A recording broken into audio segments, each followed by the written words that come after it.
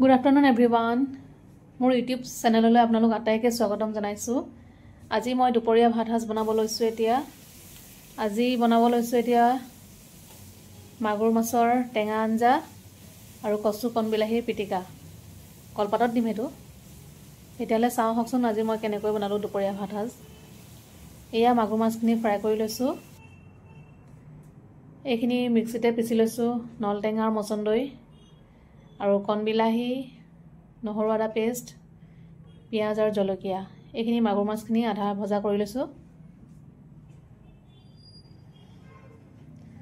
আপোনালোকে দুপৰীয়া ভাত হাজ বনাইছে নাই বাৰু? এয়া পিয়াজখিনি ভাজি ললো। অকমান ৰঙচুৱা হোৱাৰ পাছতে মই নলটেঙা আৰু মছন্দৈ মিক্সিত দি লৈছিলো। সেইখিনি দি দিম। হালধি দিছো এতিয়া।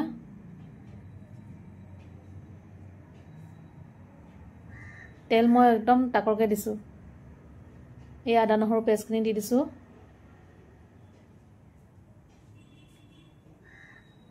এই জুলকণ খাই কিন্তু বিৰাটেই ভাল লাগে। বনাই খাবচোন আপোনালোকে। এতিয়া কণ বিলাহীখিনি দি দিছো। কণ বিলাহীৰ সোৱাদটোৱে বেলেগ। ডাঙৰ বিলাহীটো মই ইমান সোৱাদ নাপাওঁ। এই কণ বিলাহী দিলে মানে আপোনাৰ সোৱাদটোৱে বেলেগ হৈ যায়। গুটিখিনি পিছে আঁতৰাই লৈছো মই। গুটিখিনি দিলেহে আপোনাৰ গুটি সৈতে দিলেহে কণ বিলাহীটো অকমান পেটত অসুবিধা কৰে। কিন্তু গুটিখিনি যদি আঁতৰাই দিয়ে তেনেকুৱা একো দিগদাৰ নকৰে। এইখিনি মই এনেকৈ ভাজি লৈছো এতিয়া।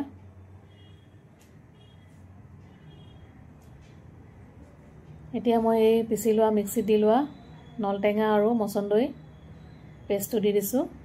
এইখিনিও অকমান ভাজি লম। কেঁচা কেঁচা ভাৱটো অতৰালৈকে। এইখিনি মই কম জুইতে ভাজি আছো এতিয়া। গেছৰ ফ্লেমটো কম কৰি দি অকমান সিজিবলৈ দিছো। এয়া এইখিনি সিজিছে এতিয়া।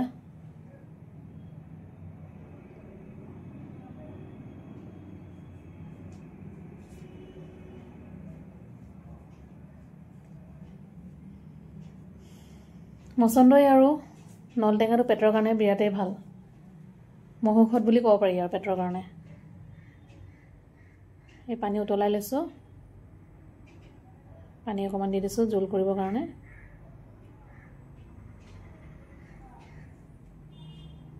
গৰম পানীহে দিব আকৌ দেই, ঠাণ্ডা পানী নিদিব আপোনালোকে যদি বনায়।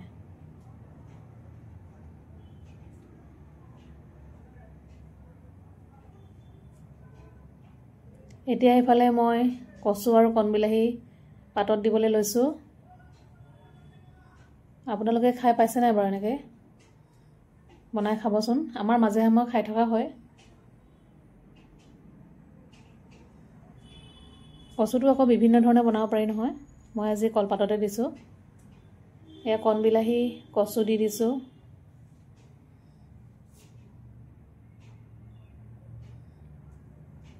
তাৰপিছতে নহৰু আদা অকণমান পেষ্ট কৰি লৈছিলো। সেইখিনি দি দিম এতিয়া। নহৰু আদাটো দিবলৈ নাপাহৰিব কিন্তু। নহৰু আদা দিবই লাগিব। এই নহৰু আদাখিনি দি লৈছো। জলকীয়া 3টা দিছো। তাৰপিছতে কলপাতখনে মেৰিয়াই দিম। মই অকণমান মেৰিয়াবলৈ নাজানো কলপাতখন। আমাৰ এওঁকে কৈছো মেৰিয়াই দিবলৈ। তেওঁ জানে ভালকৈ। কলপাতখন মই লেৰেলাই লৈছিলোঁ। সেইটো দেখুওৱা নহ'ল কিন্তু আপোনালোকক। এয়া কলপাতৰ ঠাৰিৰে গাঁঠি মাৰি দিছে। তাৰপিছতে টেৱাখনতে দি দিছোঁ আৰু এনেকৈ। এইখিনি সিজিবলৈ বেছি দিন নালাগে কচুখিনি। এতিয়া মাগুৰ মাছকেইটা মই দি দিছোঁ। ইয়াতে অকণমান দেৰি সিজিবলৈ দিম আৰু।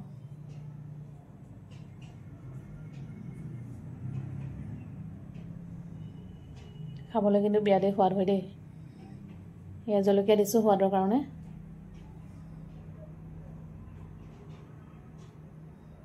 জলকীয়া মই গোটাকেই দিওঁ কাৰণ পিয়াঞ্চি আৰু নেঞ্চিয়ে জ্বলা খাব নোৱাৰে যে, সেইকাৰণে।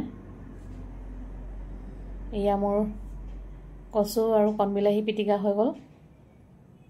এতিয়া কাঁহী এখনতে উলিয়াই লওঁ।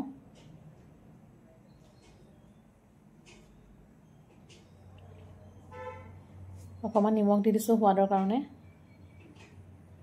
কেঁচা তেল অকণমান দিছোঁ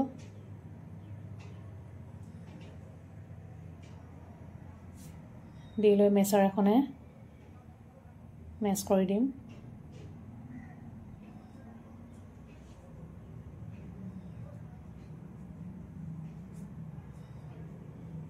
এয়া মোৰ পিটিকা ৰেডি হৈ গ'ল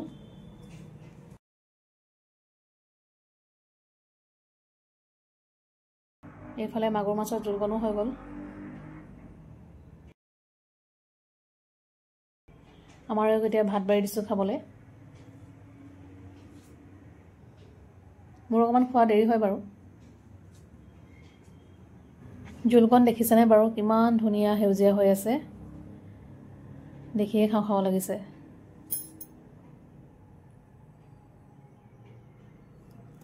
এয়া মোৰ দুপৰীয়া ভাত সাজ ৰেডি হৈ গ'ল এয়া মাগুৰ মাছৰ টেঙা জোলকণ আৰু কচুকণ বিলাহী পিটিকা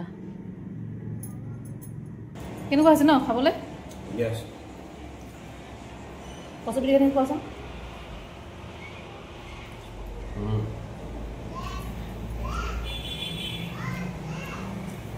কচু ধুনীয়া লগাই নাই এনেই কচু বুলি ক'লে খজুলি এটা আছে নাই এই কণ বিলাহী দি আছে হয় মাগুৰ মাছৰ জোলটো কেনেকুৱা আছে কোৱাচোন বঢ়িয়া